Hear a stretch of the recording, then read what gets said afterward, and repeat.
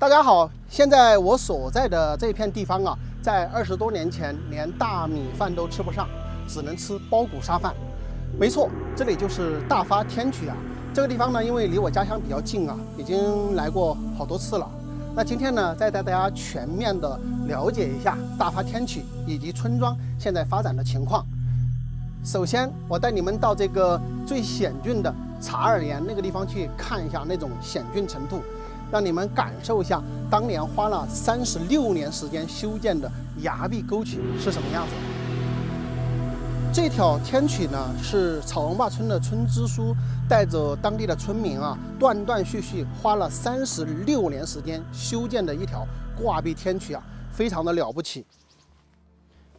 现在呢，我们就来到了最险峻的一段崖壁查尔岩。那么我也不切近，让大家整个来感受一下这个崖壁。这条沟渠呢，它的主渠长度是7200米啊，支渠的长度是2200米，一共呢是9400米的一个长度。我们可以看一下这个崖壁的下方啊，非常的险峻。现在步行的位置离崖壁角呢，应该都是100多米的一个高度。我们可以看到山下的这个公路只有一点点，对吧？非常的震撼。而且这个公路啊，我记得我们在10多岁的时候，20岁的时候，就走过这条崖壁公路，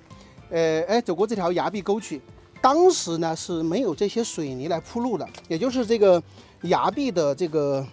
沟的这个边上啊，是泥巴，还是泥巴。而且在下雨的时候，在这个上面走，脚下是滑的，朋友们，脚下是滑的，所以那个时候会更加险峻啊，因为现在呢，它是用这个水泥把这个边上加固了，但是依然非常的危险。如果说你是这个恐高的人啊，是不建议在这个上面来行走的。但是对于当地人来说，这个就是小菜一碟了。而且他们之前因为这个村庄，对不对？他要跟这边这个村庄来进行来往的话，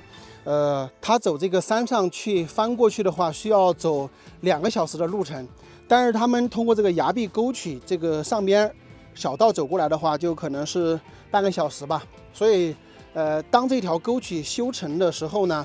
他们就已经把这个当为通行的一个步道了，而且还要背100多斤的煤啊，背一些柴啊等等的，都背着从这个上面过。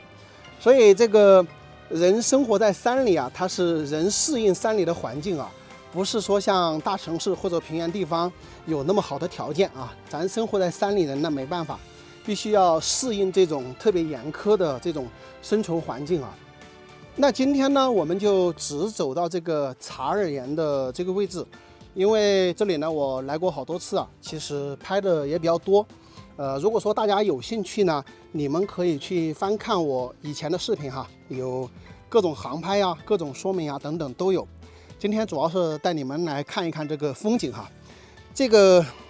看一下，从这里过去哈，一直到前面这个地方，看到没有？这个地方呢，当地的人称它为罗斯水沟沟。这个水呢，就是从那个地方开始啊，平缓的引过来之后，经过这个最高的这一座崖壁，对吧？然后一直到前面去呢，翻过那一座山呢，就是到草王坝村。那整个沟渠呢，是经过了3个村庄啊，9处大小的悬崖，10多处峻岭啊，非常的艰难的把这个水渠给修通。这一条沟渠呢，是1959年黄大发上任村支书之后呢，带着当地村民一同修建。95年的时候呢，这条沟渠修通。那么整个时间呢，断断续续是花了36年的一个时间。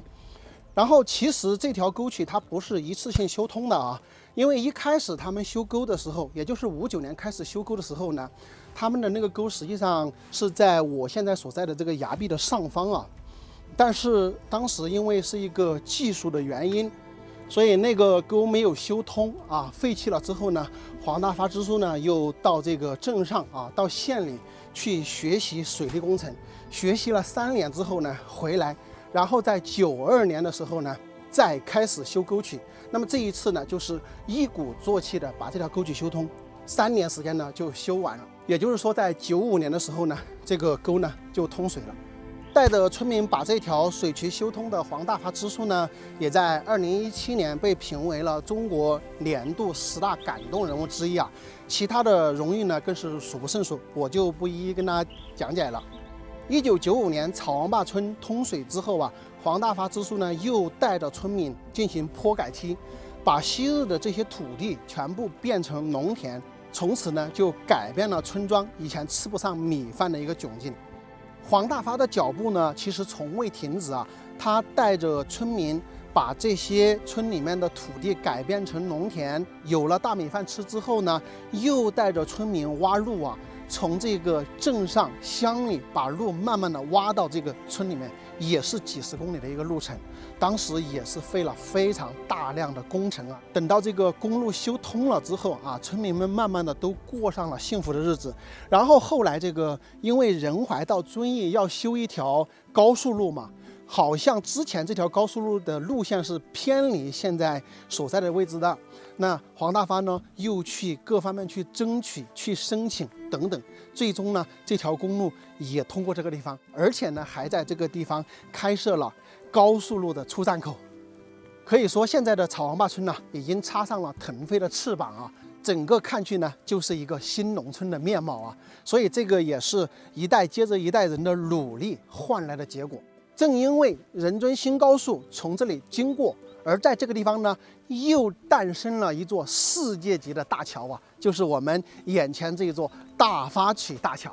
而这一座大桥呢，在同类型桥梁中，它是排名亚洲第1的。所以说呀，咱们的幸福生活都是一代人接着一代人不断的努力得来的。